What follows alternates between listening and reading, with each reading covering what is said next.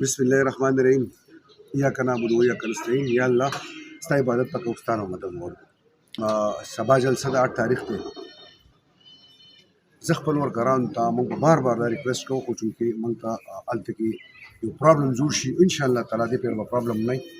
او ځکه چې زموږ آئیني حق دی، زموږ قانوني حق دی، دا جمهوریت دی.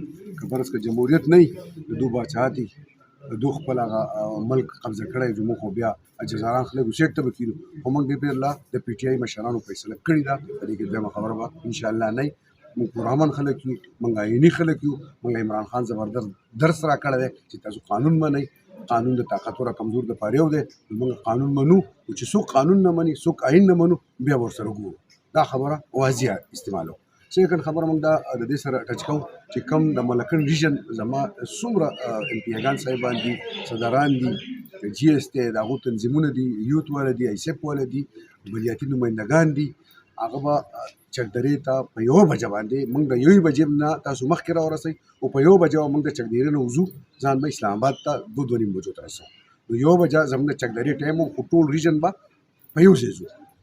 د خپل ایم پي اګانو، د خپل ایم پي ایم ان اګانو، د خپل څومره ستاسو د ضلعې صدران دي، ستاسو د ضلعې نور مشران دي، د هغو به مشرۍ کې تاسو چکدرې ته ځان نه ورسوئ.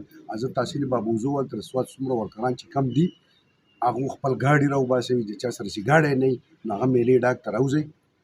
اختر خان او سلیم الرحمن ستاسو او په تفصیل تاسو سره خبرې وکړې، هغو مې ویډیو وکړه، هغه خبره شوه. تاسو هلته راوځئ او انشاءالله په اتفاق اتحاد به ځو. زموږ میشن به دا وي، موږ به نقصان نه رسو، خو موږ دا خبره کوو چې موږ د خپل خان دپاره راوځو، موږ د دې وطن دپاره راوځو، موږ د دې خاورې دپاره راوځو. ځکه د بجلۍ بل غریب سړی نشي داخلولی، د ګیس بل غریب سړی نشي داخلولی، خپله کرایه نشي ورکولی. نو زموږ نه به الله زموږ د طاقت مناسب تپوس کوي. دا یو ظلم روان دی، یو جبر روان دی. موږ د دې ظلم د جبر خلاف روان یو، او د خپل خان ځان سره دلته د راوتو ځکه چې په هغه باندې جعلي اف آی آر کړل شوي دي، او په زندان کې د دې ملک دپاره، د عوام دپاره بند دی. نو هغه د خپل ذاتي څه هېڅ مقصد نشته، هغه د عوام دپاره بند دی. نو موږ خپل د خان سره په غیرت ولاړ یو، او انشاءالله تعالی د هغې پورې به ولاړ چې خان د خپل ملک دپاره، د وطن دپاره اوس کوي. موږ سره څنګ په څنګ ولاړ یو. زموږ په ځای کې تاسو وګورئ، مراد سعید یو نر لیډر و، یو نوجوان دی.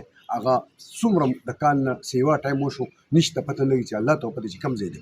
څومره په کار دا چې د یو عوام له خدمت کړی، همیش دپاره د امن چغه وایي، دا د امن سفیر دی. نو موږ دا ټولې خبرې یو ځای کوو. زه ټولو ته ریکویسټ کوم چې انشاءالله تعالی سبا به موږ په نره، په اتفاق، په اتحاد، پر امن سره راوځو، او دا جلسه به کامیابه. ډېره مننه. السلام علیکم.